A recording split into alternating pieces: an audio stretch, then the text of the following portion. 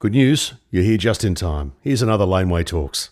G'day, Rob. Welcome to another episode of Laneway Talks. How are you? I'm good, mate. How are you? I'm good. It's the show all about something and a lot about nothing.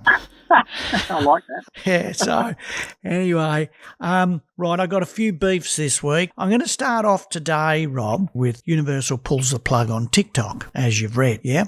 No, I haven't. All right, so that was yesterday. They haven't been able to negotiate a fair deal with TikTok, and that TikTok haven't been sincere in their negotiations, and they're trying to pay minimal amounts and yada, yada, yada. They say they couldn't reach an agreement, so they're pulling all their stock out. The first thing that comes to mind for me, Rob, is, well, I find that hard to believe you can't come to a reasonable arrangement. And secondly, why would you come to an arrangement when you're Universal and you're part of the four big ones? You're invested in Spotify, and why would you want another player in the field? It's just more competition again. Yeah, right. So why would you even really attempt if you're Universal? Now, I know they'd say, yeah, we're trying to get out to everybody, but everybody hasn't needed TikTok music. TikTok's different from TikTok music. And we're getting paid now for usage of our music in TikTok skits and all that kind of stuff, as we are on Facebook. But this is TikTok music. Well, it hasn't existed before, so it's going to be a long, hard road for them. Are you scared that because they have a big customer base already, people are going to come on board? I don't think so. If we look at YouTube, and YouTube then started YouTube Premium, or YouTube Music, whatever, that hasn't set the world on fire. And I think it's a better offering than Spotify, that's for sure. But it hasn't set the world on fire, and they had a huge customer base to start with and to push them over there. So I don't think that's going to happen. So the first thing that came to mind for me was market protection. I see the major four as monopolies anyway. They're just a monopoly because they would all talk. They know exactly how to manipulate the landscape. I looked at our statements in returns we get for TikTok as against to Spotify and other players, and I did some examples, Rob. So I'm going to give you some examples. So for 9 TikTok streams, and it's very difficult to give a comparison because there's so many differentials in that. Is it ad funded? Is it premium? Is it, yada? There's 2 or 3 different schemes within there. But 9 TikTok, I'm basing this all on US, okay? So I'm going to keep it to the US. Based? Well, TikTok is subscription based. Right, and it's about the same price, $18.99 a month. So it's around the same price as Spotify, who are, I think, $20.99. So all in America. So let's try and stick it to there. So 9 TikTok streams, the best I could come up with was 0.01176. So we're making 1 cent for 9 streams, just over a cent, okay? Yep. So 9 Spotify streams, the first one I came up with on their premium is 0.0316, so it's 3 times, or 2.5, or 3, going towards there. 2 above. Then I go to Spotify streams, and I can't even give you the reason why it's less. It's the same country, and for 9 streams, and because remember, you can't get this data. I'm not privy, even with our distributors, we're not privy to any of the detail. It's all confidential, of course, so that they can rip everybody off. So 9 Spotify streams, there's 0.02576. So now we've come down a whole cent. Yeah, you have. Well, actually, about 0.6 of a cent, okay? Yeah. Then I go to the ad-funded Spotify, and that's, for 9 streams, 0.017. So we're only 0.006 differential from TikTok. It is, yeah. Okay, so we're getting closer. So then I look at Amazon. So let's look at Amazon and go, what have we got there? 9 Amazon streams. Remember, it's always America we're dealing with here, is 0.0782. Wow. How good's that? Yeah, that's very good. That's really, really good, isn't it? And remember, Amazon are not that powerful in the field. But what sort of percentage have they got? Oh, not even worth mentioning. Okay. Not even there. But that is a really good payer. 9 Apple streams is worth 0.0467. So more than Spotify. Yep. And we know that Apple don't value music as much as all their other Apple products and software, because they say that there's not enough return on investment, bottom line, for music. Well, that might be because they're paying more than Spotify. They're above Spotify. Makes sense. Yeah. Then I go to Deezer. Now, the best I could get was 11 streams. I couldn't find one with 9. So 11 streams, and it is 0.1165. So we've now gotten to, 10 cents, 11 cents. 10 cents, yeah. I mean, how good is that? I know. We used to use Deezer, listen to Deezer a lot at work, or one of our staff members left, and Well, we changed to Spotify, but Deezer was that good, but he loved it. So absolutely fantastic, isn't it? So shout there's out to Harry definitely Freeman there. and they've got all the songs there as everybody else has. So Yeah. we would have the same offering. iHeartRadio, the best I could get was 7 streams, and that is 0.0625. So we're better than Spotify again by a mile because only 7 streams. Pandora, not looking too good, 8 streams, 0.0236. So they're down in the middle order with Spotify. All right. And Pandora, I've been around a while and they're just hopeless, I think. There's nothing great there. They should be delivering really good results because they're a smaller business. They're less overheads. Now, YouTube Premium. I wasn't going to go to YouTube videos. It's a really difficult one because with YouTube videos, we have recording copyright, which you can get. It then depends on whether the ad was a genuine, someone searched it, found it, listened to it for more than 30 seconds, or was it a stream for where I've marketed and you virtually don't get any money. So if I've marketed your Virgin Soldiers video and people watch it, if it's through my marketing, they haven't searched it, so you don't get anywhere near. You sometimes can get 0 because it's so 0.00000. Now, I think that's kind of fair enough because it's not a genuine stream. And to become a genuine stream, what you're trying to do is get it to viral. So that's why you're marketing it, paying them money to present it to people. And then if it does viral, well, then you will get more money, but that has to happen. And I kind of, I think that's fairly reasonable. Yeah, it sounds reasonable. Right? I think so. They're making all the money. I get it. So you put your assets up there and you're paying them to promote it and you're making nothing. But hold on, what we're trying to do is we're trying to crack it on a viral basis and get an audience. And then if they're coming naturally, you do make money. So I've discounted videos and then I've gone to YouTube Premium. The best I could get was 11 streams and there you get 0.0107. So Wow. That's one of the worst ones there. It is, isn't it? So that was a bit of a surprise to me because premium is supposed to be pretty damn good. Once again, there's so many anomalies. So there's some figures that relate to this issue of, is TikTok negotiating fairly? Do Universal want too much? Or is TikTok trying to pay too little? It's a very difficult area, but when you start to look at all those figures, I don't know that, well, who are Universal dealing with? You would never know in that category of all those figures I gave you where they're standing and what they're trying to charge TikTok. So, but TikTok there didn't seem too bad. They're at the bottom end, but they're there with YouTube Premium. They're there with the lower end of Spotify streams on the ad funded. So, they're at the bottom end, but they're not like completely useless. Anyway, we'll see how that comes out. I'm sure they'll negotiate something. It's all grandstanding, I mean, what's your feeling on TikTok? I don't use it really. Not a platform that I'm. What I want to say to you, well, you probably see it as what TikTok has been in that you got to get on there and do some funny dance or do something, unique and, make it go forwards and backwards and, I don't know, put some music to it. That was the traditional TikTok. But what you can do now, Rob, and we do it when we're not fantastic at it because we don't have enough time, but what we do is we try and do at least 2 or 3 a week, and we grab a video and we do 20 to 30 seconds and we put a lot of different effects over the video to make it unique. What's the video of? It'll be 10 seconds of one of our bands, of a band video. Oh, right. Okay, we just pick a band video, right? We slice out vertical, do 20 to 30 seconds, put some lovely little visuals over the top of it and whatever, and then put it out. That's all we do. We then use that across all the other platforms too, because we've done it. So we put that particular video out across everything. But on TikTok, that's all we do. And we're making money from that because, we do make money just from doing those 30 seconds, and people can utilise it in any which way. We say you can do anything you want with it. You can change your music on it, turn it around, but then we make money off it. So you make money, the artist. So there's all that kind of. So it's worth doing. TikTok doesn't have to be about some stupid dance or a cat doing something stupid. So to me, it's a very powerful platform. We've moved to it.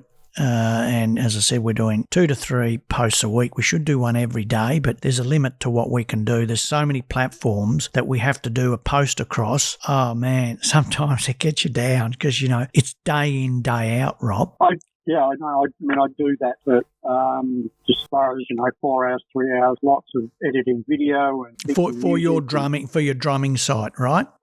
No, at the moment it's all about the Virgin Soldiers and okay, the new releases and having to separate tracks and remix, and we're doing videos. I've been talking to Jeff and Gib, and they've both been filming themselves for videos. Yeah, fantastic. But then when I get the actual content, I've got to edit that together and then sync it all up.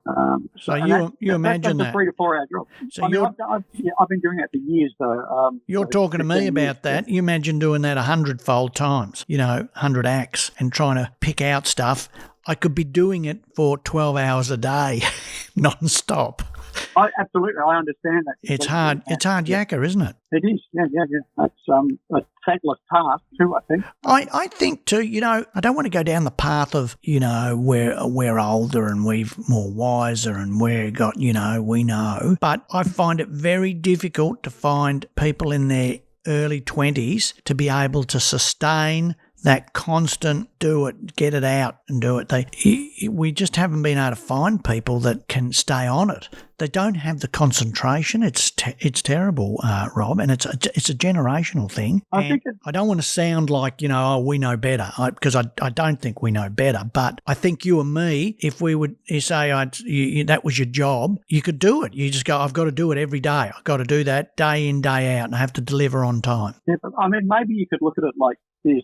With our generation to get a product, I'm talking about musical product, for us to do it, it was a lot of work over a long period of time. So we had to stay in that, like it would take a week, to basically do a song in the studio and get it right. And you had to focus and concentrate when you were doing your take. Yeah. And we'd only get, you have to do a whole take. Yeah. Now, because of the technology is different and what the new generation have grown up with, the technology has made things instantaneous, and you can do it over and over again and chop it all together. We couldn't do that. Yeah. It was too expensive to do that. So we've had a different learning process than what the newer generations have got.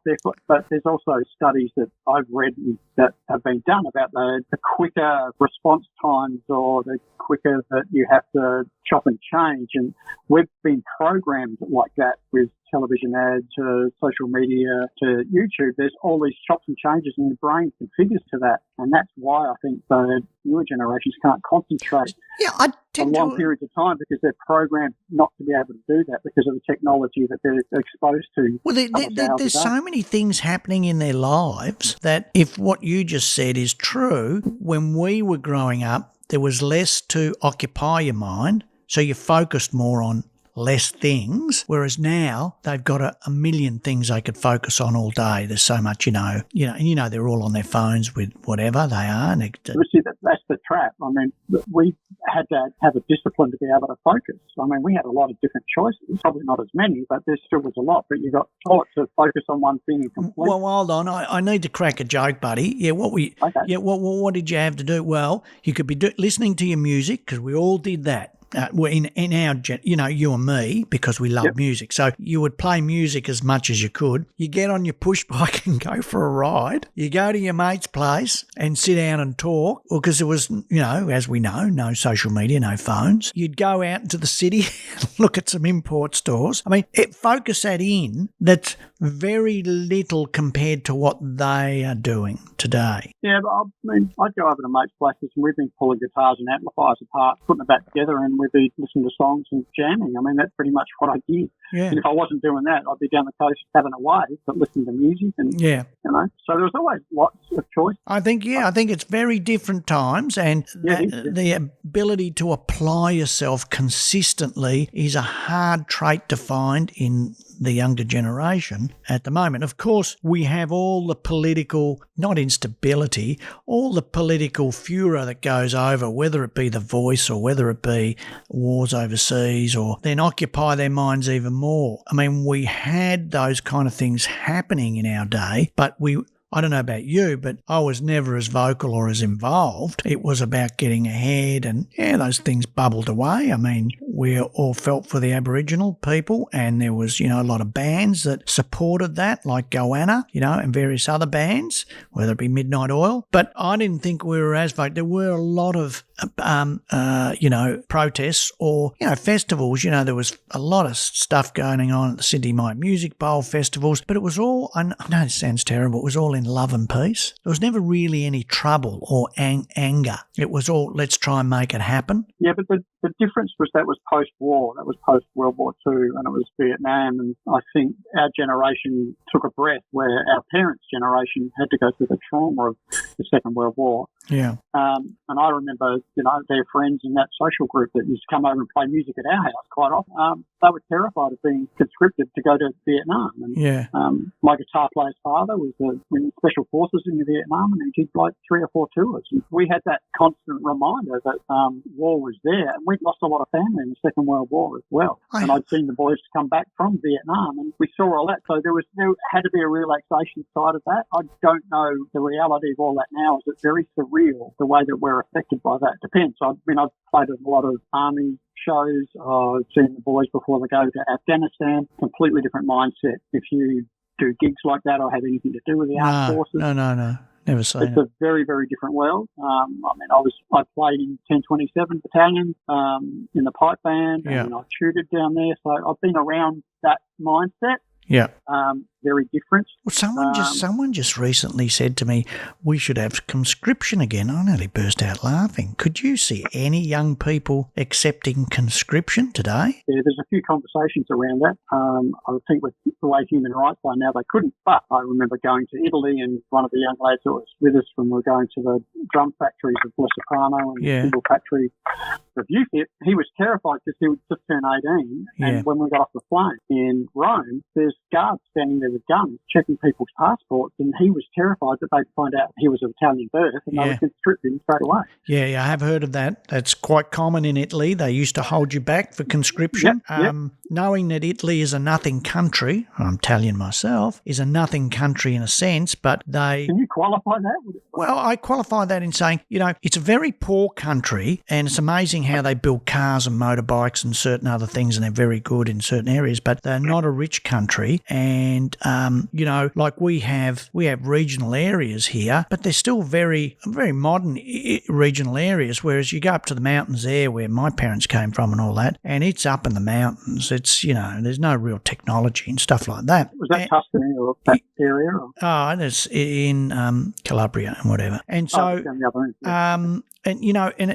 but they always had this conscription thing. It was always about protecting themselves. It's that European thing. And so, and I read some crazy figures lately about Ukraine where 650,000 have escaped and gone to other countries, and they're not coming back because they don't want to be conscripted, because 50% casualty rates when you go out in the front there. And absolutely, and I think the guy who was Zelensky, he's saying, well, you've all got to come back. Everybody has to do. And what they got is that the fathers, say 45 plus up to 65, are going into the armed forces instead of their sons to save them, or their daughters in some cases, because they're prepared to die because, well, we've had our life and our children are only just starting, and they knowing that half of them will not come back. And this is the brutality of the thing. Now, that's in Ukraine. What's it like in Russia? Well, apparently at gunpoint, get you to go to the front. You're in the army now, go. And I think it's even worse. I mean,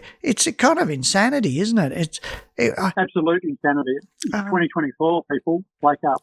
Yeah, and the whole Middle East thing, again, just all craziness. And anyway, it's mad. So that was a bit about the TikTok and whatever. Then I wanted to talk about publishing and have they moved on with the times? And my answer to that is no, they have not. What we have is an infrastructure which is antiquated, is not required anymore really, because we used to collect internationally for you, and that was a hard task back in the 70s and 80s and 90s. It's not a hard task anymore, and physical is dead, as we know from last week's discussion, where last year there was only 87 million or 85 million physical CDs and vinyls produced in the world. It's just so insignificant. We don't ever want to discuss physical. It's unenvironmental too, so we do not want to see those things. They're unenvironmental. I know there'll be people that abuse me on that. I've got a lot of vinyl myself, but it's old. We do not want to see it manufactured. It's unenvironmental. And, from the perspective of a publisher, what do they do? So you tell me, Rob, what's your publisher doing for you? Not a lot. I don't get a lot of return. You're talking about AMCOS? Well, look, it can be AMCOS and it can be, but let's say you had someone had signed you to a publishing deal and people get really excited. I've signed to a publishing deal. Even in the 80s, I used to have a chuckle. I was there. Because no businesses worked for me too. They are underneath my auspice. And I used to have a chuckle. Oh, they've signed a publishing deal. I used to really laugh because sync has never been big in this country, because it can't be, because we're not big enough and we don't produce enough TV and film, and we therefore don't pay enough. So sync is nothing fantastic. Far and few between who become composers for that anyway, but even to buy a song for 30 seconds or whatever. So we've got sync. Outside of that, and you got commercials, of course, but that was a bit easier because they used to actually make up the music and change the chords. Now you'd know all about that. How much do they have to change of the chord structure for it not to be the original song? Yeah, aren't you allowed to use 10%? Well, you tell me. I'm not an expert on that anymore, I've got to say. I'm just going back to the whole plagiarism. Yeah. Okay, so or copyright. Should I say copyright? The copyright's got to be less than 10%. Right. So you got that. So then nowadays, if everything's on digital, well, that gets all reported quite easily. 20 digital players. Look, there's about over 100 where you can deliver to, but you can get to them, do your deals, and you've done your deals.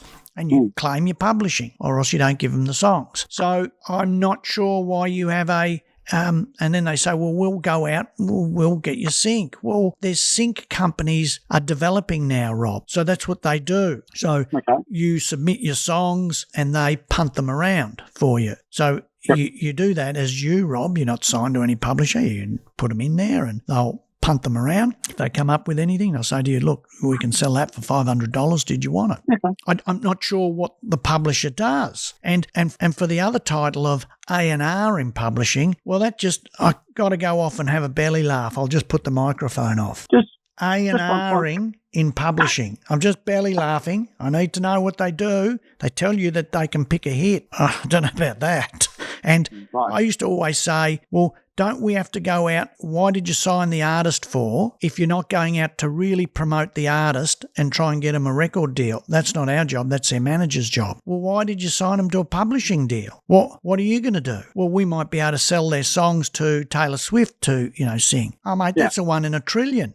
Don't sell me that story. So now I come back to, what did you sign the artist for? Well, we think they're going to be big in the future. Well, don't you need to help develop them? And I mean, truly. I don't want to hear the basic, we'll tell you what you want to hear, like, when the journalists interview the Prime Minister. I saw one, by the way, I'll divert here. I saw one yesterday on YouTube. It was Channel 9. She asked I think it was a Liberal senator in WA, and she asked her a question about, she goes, will you be revisiting negative gearing? And then she went off on this complete different thing. And the journalist didn't stop her and go, can you stop there? You're not even anywhere near the question. Will you be revisiting negative gearing, or is it completely protected in the next term? And at the end, she said, well, you didn't answer my question, but we'll get on to the next question. Now, that's that is just insanity. You didn't answer the question. So I go back to with A&R, what are you going to do for me? Are you going to, I had this plan 15 years ago. I said to our publishing division, look, what we'll do is let's start our own radio station. Now, 15 years ago, internet wasn't that fantastic. I don't know whether we'd moved to broadband, but probably just had. And I said, well, let's start our own radio station. They go, there'll be royalty issues, copyright issues. I said, no, we'll let's go to AMCOS and we'll do whatever. But we're the publisher. We own it. We can do as we please. We don't actually need to get any blanket license or anything. So let's get that. Let's get that up online, and we can do two things. Firstly, general public can listen. And remember, Spotify and Apple. Apple was big then, not Spotify. So, there wasn't many players. And so they've got our music. We're pumping it out there. I said, secondly, we could build in some little searches in there for producers. So, and I mean video producers or film producers to pick out songs. So they might want genres and listen to them. And I said, it's a way of selling too. Anyway, they all went, it was fantastic. Right, look, we're going to do it. And of course, I had to push it all. Of course, I left, I think, about 6 months later. Nothing ever happened. Completely didn't happen. Now, that's what I see as very positive action, affirmative action, say, within a publisher, to try and promote their artists and get them out there and keep trying to push them to record companies and build those relationships. They'll say they've got them. It's just not true. So I have a complete lack of faith. And then I go, well, therefore, I would say to you, Rob, no, just go with AMCOS, APRA. Now, their fees, I got to tell you that I'm not exactly happy in that area either. Now, when we investigate if we wanted to do something online and what are the publishing fees? Well, they can't give me the publishing percentage anymore because it varies with every deal and what the site's doing. I don't know. I don't get any of that. Did you do any of this in your PhD, publishing? No. It's worth looking at. It's a conspiracy, and it is a conspiracy out there. And these guys are living off the hog, you, the musician, you, Rob, and I can't even get to the bottom of what the actual publishing percentage is. There's no standard because it varies across everything. So therefore, you'd have to talk to us at AMCOS APRA. It's like, what? Are you kidding me? Have you been to their offices? It's like the Taj Mahal. That's all got to be maintained. And those salaries, and there's a lot of directors there, directors of this, directors of that. APRA, you're talking about? Oh yeah, APRA and AMCOS, at both. Remember, there's two systems here. So I've only been to the one here in Adelaide. No, you got to go to the one in Sydney. It's unbelievable. Apart from the Taj Mahal, I tell you. Oh yeah, forget the satellites. It's the same here in Melbourne. There's just an office, right? But in Sydney, oh man, you'd be. Yeah, if you got a job there, you'd never leave, Rob. You'd be in heaven. On music publishers, I deal because music publishers originally published sheet music. So because of my book, I have sheet music in, that I have written all the sheet music to Virgin Soldier stuff and all my own compositions in my book. I had to go through that process. It's all original material, so there's no real issue, but there's a couple of things that I had to go through with music sales. My mention of Krupa and a little bit of Krupa's Gene Krupa, drumming information, but I did get permission through. But that's not what we're talking about. That's such a small percentage of what we're talking about. That's still music publishing, though. Yes, of course. That's where it all started, yeah. It did, yeah.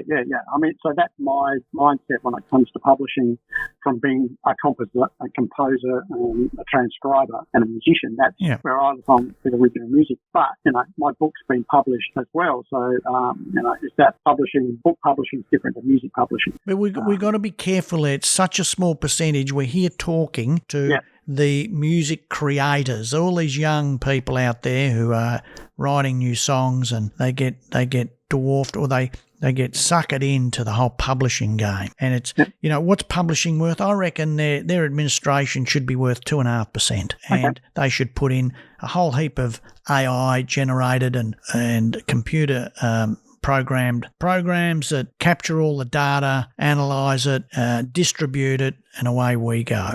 That to me would cut out 70% of your staff easily, and you don't need them all. Anyway, they'll tell me different and they'll tell me everything they do. And, they have all these writing workshops. I got all this APRA stuff come up, and there's all these kind of mentorships.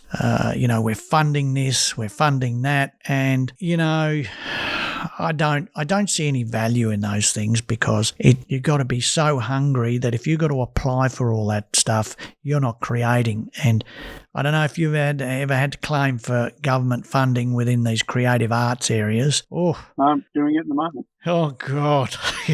That's torture, mate. You've been tortured. It is, yeah. And the thing that I do know that it's about collaboration. Yeah. Because a single artist is not very high up the food chain when applying for these things. It's all about collaboration with noted people.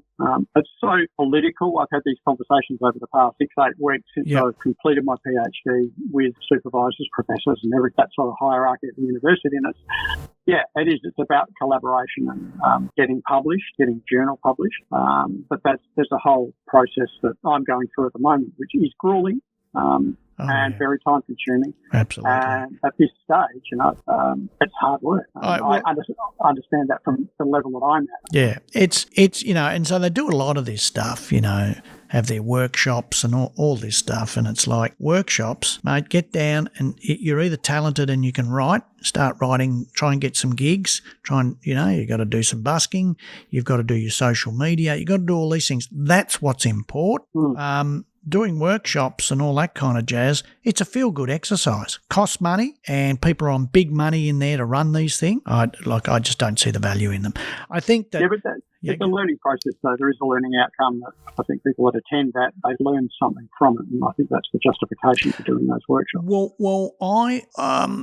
Okay. I won't disagree with that, but I think it goes back to what you said a couple of shows back, is that the education system for music is very biased towards certain genres in there, and we know what those genres are. And the musician, whether it be the rock musician or the pop musician, is very hard pressed outside of these independent, money-making little universities who are just simply hopeless. Now, I'll say that again, hopeless, run by failed musicians or industry players who are failed players and have started up universities or are working for these private universities delivering very shaky and shambolic degrees. It's not like going to uni, the University of Adelaide, where these programs should be run. They should be run in our established institutions, and they should. I agree with you. And they should be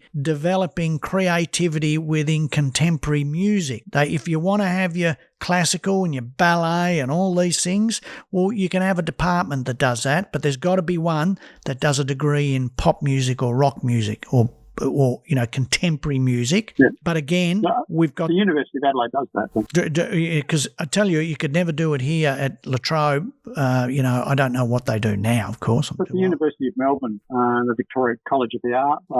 why do I need Victoria College of the Arts? Why can't I have Melbourne University, Monash University and La Trobe University running these? It's different. You have to understand the differences between the universities and what music programs they have. I'm not really 100% sure on the University of Melbourne, but I know a lot of colleagues that have gone through the VCA, which is the Victorian College of the Arts, and the program there is jazz-based, as far as I understand it, and it's a good program, but it's not a popular music-based program. So I think there's a university, Griffith University in New South Wales, has got a good pop program as well, and they do a lot for understanding popular musicians and how they work. So there's a lot of good work and research that I've seen come out of that. But it's still very limited, and I was made aware that all of these smaller universities, I think that you're referring to, the funding they get, the government funding that all universities exist on, all of these small factions that put it up, they're still taking the piece out of the same pie that the University of Adelaide. I'm against them. I'm against the private universities. I really am. And anyway, that's me. I'm an old school guy, and I like going to a proper university institution. It's developed. There's integrity. Yada yada yada. I won't go into it. No, people have been to these private ones, and I've seen what they study, and it is laughable. Anyway, I'm not going to change anything. So what? But I think that the part. Don't say that. It's just a matter of you being here talking about it, changing something. Well, let's hope. But then we get back to publishing, and I think that over there in publishing, in the big sector, the big, let's say 90% of it is all monopolised by the Big Four, and they protect their jobs. And where is the musician that creates the job for the publisher?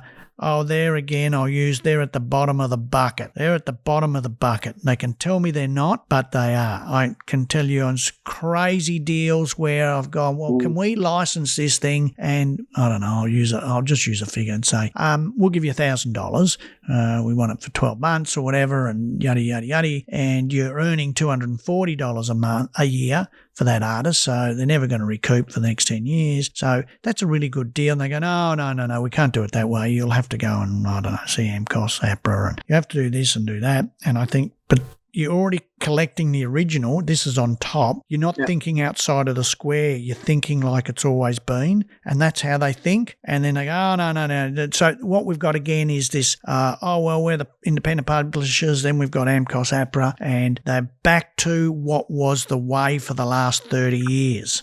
And so where is the artist in that? Now, he hasn't recouped any more money because I go, well, I won't do that deal then. And the artist, I tell the artist, and they'll go, are you kidding me? How am I ever going to recoup? And I go, well, I don't know. And that's the problem with signing with publishers. Now, in the old days, you get some fairly good advances, so there was always a reason to do that. But nowadays, there ain't no big advances anymore, and especially not for the lower-end artists. So why you would ever give your rights to them exclusively is beyond me. You just wouldn't do it. And so... as I say, the musician, whether it be in with recording now and with publishing, I think are at the bottom of the bucket. They have no chance unless they take back their ownership. Then if they try and buy out their publishing, the publishers go, well, give us an extra 10%. Now let's just work on that. If you owe 10 grand, give me 11 grand and you can take it. I go, but hold on, if that's going to take you 10 years to pay off or to recoup to the publisher, the value of money in 10 years is going to be 14 or 15% less, let's say. Okay. So you're going to get less money value for bang for buck. So why are you charging me 10% more now? Wouldn't you just take your money? Now, it's different if you're working the act, but I'm talking about old established acts that are not going to really produce any more music. There's no real activity on them. You see my point, don't you? And this is how they operate. And it's like, are you kidding me? And they go, I know what's happening because remember, they used to report to me. It's about hold on to every act you can as long as you can. Don't worry about the artist because we may have a sync that comes along. It could be a Tom Cruise movie, and they might go, we like that movie, and we might make 40 grand or 50 grand. Now, the artist will make money, but we're going to make plenty. We definitely do not let the artist go because that's in our catalogue, and that's how they operate. Someone did tell me that Sony, a couple of years back, released a lot of artists, small artists, who unrecouped under $1,000 and had been there for years, and so they were earning like $2 a year, so they gave them all back to them. That was a great thing to do. But that's what's happening there, and it's all masked under, oh no, we know better. We're looking after you. I've got a publishing deal, Rob. You happy for me? I've got a publisher. Do you know that? Oh, I've got someone down at Sony. They're my publisher. And you go, God, you must be doing well. They must really think you're really good. It's smoke and mirrors. That's exactly it, Rob. Smokes and mirrors, and it all gets shrouded with everything else that operates out there in the wider economy too, with price gouging by the major supermarkets and all that kind of stuff. Anyway, I've vented. Now, what do you got to talk about, Rob? Because I've vented enough. Well, I sent you, I don't know whether you saw the PDF that I sent you about the becoming a musician, right? And the chart and the levels that we go through. The chart. The chart. Yeah. Did you have a look at that? Yeah, I did. It was only quick because I'm in royalty period, so it was, right, okay, sure. Yeah. And I had some issues, so I had to sort some stuff out. All of those phases that we go through, like bands, formats, and level 2's your garage, community, and level 3, class as pub gig, demo tape, when you're starting to reflect on what you're doing and getting more gigs. Then you go into the smaller venues, which are bigger than the pub gigs. Yeah. You've got fans, and then you've got a social structure, and you start to get a following. And once that starts to move into the next level, you're playing in the larger venues and the clubs. You start to look at recording, whether you're independent or with majors, and then that comes through nationally. And that's pretty much the level that I think it gets to. However many drop off, I think a lot of them get to level 3. A lot of players get to level 3. A few level 4, level 5, the larger venues, clubs, and touring nationally. Those two levels is a very narrow window. I was talking to Jackie Barnes, who was over here with the Caprettos last week, a couple of weeks ago, actually. And asking him, like what he's working on and whether he's doing any practice. And he said, no, I don't actually practice. He said, I'm doing 200 gigs a year. Now think about that. He's doing 200 gigs That's a lot. That's a lot of gigs. Yeah. And all he does is rehearse, learn songs, goes out and plays shows. Now that I would call the top level of touring nationally in this country. I think Jackie Barnes is a good exponent of that. He's a fantastic player and he plays with a lot of that. Hey, you mean Jimmy Barnes' son, yeah? Yeah. I've never seen him play drums. Good drummer? Oh, phenomenal. Yeah. He went to America, didn't he? He went to Berkeley, yeah. Yeah. So he's got the brain to understand that. He's got the family background as well with music. Jimmy's obviously supported him. Yes. Terrifically, and it's a great result. He's a lovely guy. Likes to have a chat. I saw he was in your store. Was that because he was playing in Adelaide? Yeah, and he come in, bought some stuff. He actually bought my book, so thank you very much. Yeah, I saw he had that in his hand. And his tech was with him. He bought a new snare drum, which was really nice. He's that good. He's that good that he has his own tech, does he? Yeah. His tech travels with it. Yeah. Wow. What does he? Yeah. Who does he play with? Who does Jackie Barnes play with? Well, besides his dad, he was, as I said, he was here with the Fabulous Caprettos, which is Jack Jones and. Okay. Yep. Yeah, Russell Morris, and I think I was getting that right. And I mean, he's toured with the Tats, and he tours with a lot of independent artists as well. Testy Brothers, as well as his dad. His dad fortunately survived that scare, and he's just shaking at the bit to get out again. So Jimmy's wanting to get out there and tour. Well, what does John Corleone, and Frank? John Corleone. Well, there's John who used to play with Daryl, right? Still does, yeah. Yeah. What does he do now? Just teach, basically. John? Yeah. I think he teaches the VCA. But yeah, he's still playing with Daryl. I know they're gigging because I see his Facebook feed. I knew him well back in the day, Rob. John's great, lovely guy. Yeah, he's a lovely guy, isn't he? I had a fair bit to do with him when I was studying with Frank, and I'd see John a lot. And when he started with Daryl, he used to supply him with gear. He'd be in the shop every couple of weeks when they were in Melbourne. Yeah, they bought a lot of gear. Well, because Frank owns Drum Tech, correct? Oh, that's his older brother, Frank. Yeah, he owns Drum Tech. Yeah. I with Frank before all that happened. I remember going through the plans and the idea of the retail store and the teaching store together with Frank. So I was there in the development phase of that. So, and I was talking to Frank a couple of weeks ago as well. He said Virgil Donati was coming back into town, and I said that I would actually give him a shout out to Virgil. And Virgil was bringing his own original band back, and they're playing in Melbourne at the end of February, early March, I think. Yeah. What's the jazz club in Melbourne? I know, the Brunswick. Is it the Brunswick Jazz Club or? No, it's the underground one. There's one that you know where it'll be. There's one where Michael Gemini from Taste.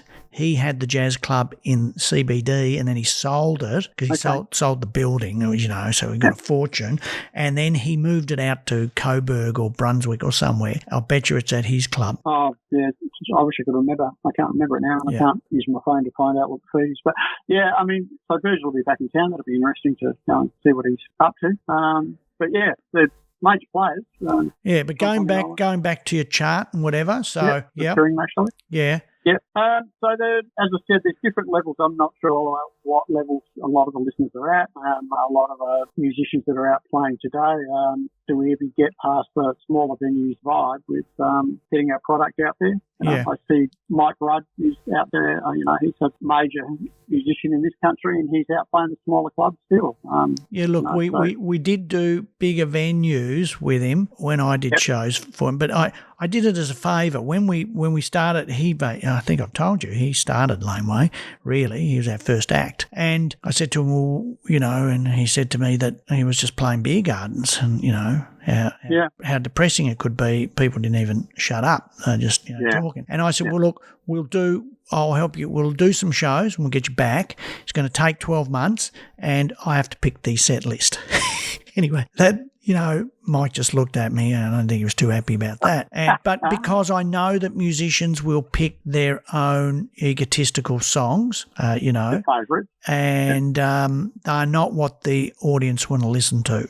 Invariably, that doesn't apply to everybody, but a lot of musicians will pick what they like and well, that's not what the audience want to hear. And so I was very specific about it. It's either that way or not doing it. And the first show we did was a sold out show. I think it was about 380 people, 400 people. And we had merch, and he was so thankful, and just that it had started off. We did a few more, and then we handballed it off because we're not promoters, but it was to get him established again and be able to do those. And it was an amazing time to get him back there. It was just fantastic. I'm sure we've got it on film too. I don't know where, but it's there. Anyway.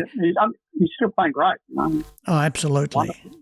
Absolutely. His voice he's really retained his vocal cords. Yeah. Which is, and he's not a young man, and so it sounds fantastic. Anyway, so there is that. Look, and I was only just talking last night, I think, to one of our acts about the Shock Kickers here in Brunswick, in Thornbury, and I was there on the weekend, and a great venue. But I mentioned and I said to him, well, the Last Chance Rock and Roll Bar, you sounded fantastic there. And it's a small venue, you get 50, 60 people in there, it's packed. But it's the vibe that it creates. If you can't pull 300 people or 800 people, getting that vibe like that is unbelievable. And they've got fantastic sound systems. I mean, what I saw on Saturday, I said to him, did you get the number of the audio engineer? Because you need to keep those names. It was sensational. The sound out front, it was so good. And the Last Chance Rock and Roll Bar is no different. Great sound system. And so you need to, get onto those things. And so they're important. So those levels of those venues of where they can play, it's a thing, but you need to work your way up, and to me, again, I've said it before in prior shows that it's all achievable. You have to plan and plan very specifically. Now, Southbound South Snake Chummers, who I've mentioned, are definitely going that way, and they've just sent me a new song. I haven't heard it yet, but will tell me everything. Are they progressing? When I saw them play last, the songs that we'd been working on, the 2 songs, had stood out from their whole set. You need a couple of real standouts. Then you go back to what you are, what you really like, but you've got to have a couple of standouts. And a lot of the time, they may not be the songs that you absolutely love. But I'll always say to you, Rob, people have been educated on commercial radio or playlists and whatever, and they don't kind of see. I mean, that Dirty Blues playlist I'm working on, I mean, a lot of those artists only have a couple of thousand followers, and, the music is just sensational, but it's hard to break out, but you just got to stay. You got to have that plan. And that's why I'm really excited to see what you guys do in Virgin Soldiers over the next 12 months. And it's about planning. You saw the plan that I've got sort of in place, but I mean, musicians progress through a complex social structure. I mean, that's what we're talking about now. Obtaining an audience and gaining respect from musical peers is a very important part of that. I mean, with the Soldiers, I have feedback from a lot of different people that, and the songs that they like on the same topic that you're talking about. A lot of people love Danger. One of the ones that did surprise me was a lot of people loved Hell Night. They're 2 opposite ends of the spectrum, with one's a bluesy shuffle and the other one's just a hard hit. The only thing I'll interject there with is you must be very careful about asking, say, Vince Donato, well, not me, because I'll tell you the truth, asking a fan or a fanboy or fangirl, what do you think of the song? Oh, just fantastic. I don't ask. People tell me. Yeah, good. I don't allude to that. I don't go, oh, what song do you like about? Yeah. I get people come up to me and go, oh, I really like that song. Good. That's so important. A lot of people go to me, ask, what do you like? And I go, don't ask that question. Or, so these are new demo, what do you think? I said, don't ask that. They're never going to tell you it doesn't sound any good. They're never going to tell you that. Yeah, or they're going to be afraid they're going to hurt your feelings or whatever. Yeah. So you've got to be really aware of that. But you guys, with a plan for the next 12 months, we will be able to talk about this in 12 months because it'll be the litmus test. If you stick to the plan, the social media happens. The songs are delivered, making sure that you want to get to a wider audience so that other people can come in and learn who you are and enjoy your catalogue. So, they can't all just be songs that, well, this is what we do and that's the way it is. Sometimes you need to compromise on your songs to go, well, we need to make it just a little bit more accessible there because we'll draw more people in and then they'll like our other stuff. We had Wow FM, Shannon, the DJ from Wow FM, picked up one of our songs last week and I recommended something to him and he turned around and he played something else and I went, wow. I saw that. I saw your post on it. Yeah, he played Only Fools, which is good because I think that's a great song as well. But it's interesting what people pick up on and what they play and on what they like. It is, as you say, it's different from what the musician nurtures and have their favourites. And I think it's that's what's fun to play as well. Well, it's the principle of the album where you always had to write a couple of cracker singles. Kiss being let's use Kiss as the example. And I remember an interview with Gene and Paul where they'd gotten to Dress to Kill. They were told, look, things aren't looking too good. And I thought they were because I thought the first two albums were fantastic. And things weren't looking too good and you needed to pull one out. We needed to have a hit and their hit was Rock and Roll, All Night. And they knew when they were writing it specifically, this has to be a radio hit and it wasn't necessarily what they wanted to write. And there's, I talk about this a lot with my colleague, Jack Thompson, who, plays in that band in Japan that I spoke to you about last week. Yeah. On that first album, there's a song there that's not Dressed to Kill, it's on Kiss. On Kiss? Called Gin? No. It's a song that the record company told them they had to write. Oh, right, yeah. And it's on the first album. I'm just trying to find what the song is. It's really corny, but... not Juice or anything like that? No. 13 million monthly listeners. How's that? Oh, yeah, it's fantastic. But, if you even go to Hotter Than Hell, I still think Hotter Than Hell, to me, is one of my favourites. Then it's... the first three albums are all my favourites. But yeah, they are. Hotter Than Hell, I thought, was a fantastic record. Well, they told that if they didn't pull one out of the bag on the next one, they're probably goners. So they did write that specifically to have a hit, and it was a hit. And it wasn't quite a hit till they got to the live album. That's when it became the hit. And but, that's the principle of it. You've got, and that applies today as much as does back then. You've got to have those couple of singles. That Kiss and Time is the song. Oh, right. Yeah, gotcha. Yeah, I know that song. And so, you've got to have a couple of songs that grab the wider audience to then, drag them all in. And so we'll use Virgin Soldiers as our litmus test for the next 12 months. As you say, you've got at least 8 to 10 months worth of releases ready. Yep. They're going to be ready. And it's all the work that happens in the background. And with videos, that's going to be fantastic because there isn't a lot of videos of Virgin Soldiers. It was expensive back then. You couldn't do it, Rob. It was very expensive. It cost us a lot of money. What are you going to do? Get someone to come down with a VHS camera? What are you going to get? Nothing. Didn't even work in low light. So, because I was fortunate enough to work at Brash's and we had a white goods department underneath it that had expensive cameras, and they used to lend them to me and I'd film the gigs. Or even one of the sales guys used to come out to our gigs and he'd film Bell Street and the Armadale.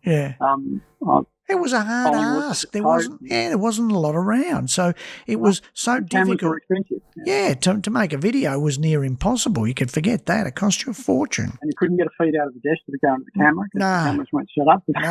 No, that's right. So the sound was always awful. So it's going to be, I think this is going to be really interesting. And I I can't remember. When's your next song out? Today? No, today. Yeah. Is it today? Yeah. Well, oh my God. Power Hungry came out this morning. I saw it in my feed, let me have a look in the, up here. Yeah, Power Hungry first. Yeah. And then another one, someone else is out. I'll get another 2 singles out tomorrow. So Power Hungry's out. Now, Power Hungry is an old track. Is that correct? It is. Yeah. Old track, yes. The next track is going to be a brand new written. That's correct. In this day and age now. Yeah. Right. Well, that's what we're waiting for to get. Yeah. This is the new Virgin Soldiers, Yeah.